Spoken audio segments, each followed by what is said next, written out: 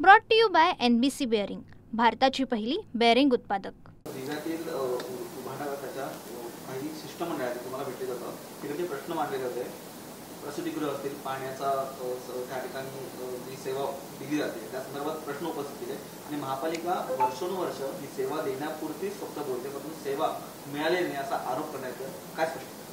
हो, त्यांचं एक शिष्टमंडळ आरोग्य विभागामध्ये आज भेटण्यासाठी आलेलं होतं। त्यांचे जे काही प्रश्न होते त्याच्यामध्ये मुख्यतः 4 प्रश्न जे काय आढळून आलेले आहेत त्याच्यामध्ये एक होतं की दिव्यासाठी आपल्याला हॉस्पिटलची गरज आहे। तर बहुतेक त्यांना याबद्दलची माहिती नव्हती, पण आपण येत्या कालावधीमध्ये तिकडे 1 नाही 2 हॉस्पिटल सुरू करत आहोत। त्याचा प्लॅनिंग आपण ऑलरेडी पास करून घेतलेला आहे। आरोग्य खात्याने बांधकाम विभागाकडे आणि आपल्या शहर विकास विभागाकडे सुद्धा याबाबतचा प्लॅन दिलेला आहे। सो डोमखार असेल किंवा दिवा आगासन रोड इकडे 2 मोठी हॉस्पिटल येणार आहेत आणि अख्ख्या संपूर्ण ठाण्यामध्ये आपल्याकडे अद्यापपर्यंत ज्या काही सुविधा उपलब्ध नाहीत किंवा ज्या सुविधा येणं अपेक्षित आहे, मग ते बर्न्ससाठी किंवा जळलेल्या रुग्णांसाठीचा वेगळा वॉर्ड करणं असेल, सिटी स्कॅनची सुविधा असेल किंवा इत्यादी अजून मलेरिया डेंग्यू यांना ट्रीटमेंट करण्यासाठी लागणारे वॉर्ड असतील, याचं एक सुसज्ज असं हॉस्पिटल लवकरच येणार आहे। त्याबाबतचा प्लॅन ऑलरेडी आरोग्य विभागाने पास करून त्यावरती काय बदल हवेत हे कळवलेलं आहे ऑलरेडी। सो येत्या काही कालावधीमध्ये आपल्याकडे 2 सुसज्ज हॉस्पिटल दिव्यासाठी येतील। सध्या परिस्थितीमध्ये दिवा आणि या विभागामध्ये 2 ठाणे महानगरपालिकेची आरोग्य केंद्र ऑलरेडी कार्यरत आहेत। अजून अतिरिक्त 2 आरोग्य केंद्र पोर्टा कॅबिनच्या स्वरूपामध्ये सुरू आहेत, याबद्दलची पण माहिती त्यांच्याकडे सध्या परिस्थितीमध्ये नव्हती। 15,000 ते 20,000 नागरिकांसाठी एक आरोग्य केंद्र असं UHWC urban health and wellness centre 15व्या वित्त आयोगातून केंद्र शासनाच्या मार्फत निधी उपलब्ध करून 2 आरोग्य केंद्र तिकडे ऑलरेडी सुरू झालेली आहेत। येत्या कालावधीमध्ये म्हणजे पुढच्या अगदीच 1 ते 2 महिन्याच्या कालावधीमध्ये अजून 2 अतिरिक्त आरोग्य केंद्र सुद्धा कार्यरत होतील। सो लोकसंख्येच्या मानाने तिकडे जवळपास 4 ते 5 आरोग्य केंद्र सुरू झालेली असतील।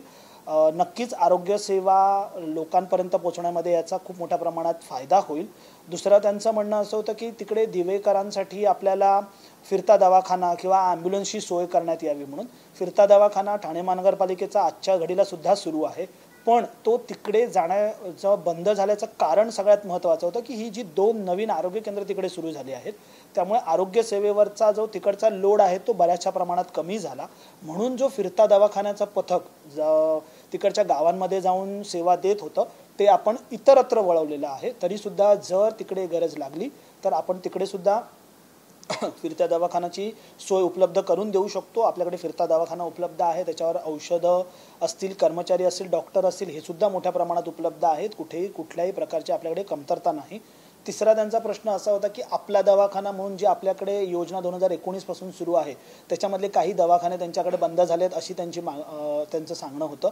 पण ते दवाखाने जरी बंद झालेले असले तरी 15व्या वित्त आयोगातून UHWC हे जे काय आरोग्य केंद्र सुरू होणार आहेत तीही आपला दवाखान्याच्याच धर्तीवरती चालणारी दवाखाने आहेत। त्याच्यामध्ये सुद्धा आपण 9:30 ते 4:30 या वेळेमध्ये सर्व प्रकारच्या OPD बेसिसच्या सुविधा तिकडे प्रोव्हाइड करणार आहोत। डॉक्टर्स असतील, लसीकरण असेल, कफ कोल्ड फीवर किंवा जे काय छोटे मोठे आजार असतात यासाठीच्या ज्या ट्रीटमेंट लागतात, लहान मुलांचं लसीकरण असेल, ह्या सर्व सुविधा तिकडे पोहोचवण्यात येतील। आणि 2 ऑलरेडी सुरू झाले आहेत, 2 पुढच्या एखाद महिन्यामध्ये अजून सुरू होणार आहेत। त्यामुळे आरोग्य सेवा कुठेही कमी पडत नाही आहे। अजूनही आम्ही तिकडे अतिरिक्त जागांचा शोध घेत आहोत। जर आम्हाला अशा जागा तिकडे मिळाल्या की जिकडे आम्हाला अतिरिक्त आरोग्य सेवा गरजेचं आहे देणं, तर तिकडे आम्ही पोर्टा कॅबिनच्या मार्फत देखील अजून आरोग्य सेवा सुरुवात करू। दुसरा एक त्यांचा अजून प्रश्न होता की आम्हाला ॲम्ब्युलन्सच्या सेवा उपलब्ध करून देण्यात यावा। तर आजच्या घडीला ठाणे महानगरपालिकेकडून लवकरात लवकर एक ॲम्ब्युलन्स सेवांचा प्रकल्प सुरू करण्यात येणार आहे, ज्याच्यामध्ये आपल्याला 24/7 365 डेज ॲम्ब्युलन्स उपलब्ध असणार आहेत। कोणताही गोरगरीब असेल, मग ती प्रसूतीसाठी असलेली महिला असेल किंवा एमर्जन्सीचा पेशंट असेल, यांनासुद्धा आपण ॲम्ब्युलन्सेस लवकरच प्रोव्हाइड करणार आहोत। आत्ता घडीला सुद्धा आपल्याकडे ऑन कॉल बेसिसवरती तिकडे ॲम्ब्युलन्स उपलब्ध आहे, पण त्यांच्या मागणीनुसार एक ॲम्ब्युलन्स डेडिकेटेडली दिवा शहरासाठी देण्यात यावी, तर ती सुद्धा लवकरात लवकर सुरू करण्यात येईल।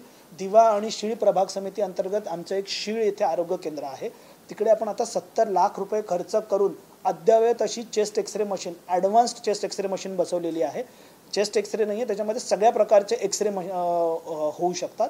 सो सुमोटोने आरोग्य खात्यामार्फत स्वतःहूनच इनिशिएटिव्ह घेऊन नवनवीन सुविधा त्यांच्यापर्यंत पोहोचतील अशा गोष्टी ऑलरेडी सुरू केलेल्या आहेत। बाकीचे जे काय त्यांच्या मागण्या आहेत त्यांचं आजच पत्र उपलब्ध झालेलं आहे. त्या अनुषंगाने जे जे आरोग्य विभागामार्फत करण्यात येत आहे त्या गोष्टी त्यांना किंवा दिवेकरांपर्यंत पोहोचवण्यात येतील, याची जबाबदारी आरोग्य विभागामार्फत घेण्यात येईल. Brought to you by NBC bearing, भारताची पहिली बेअरिंग उत्पादक.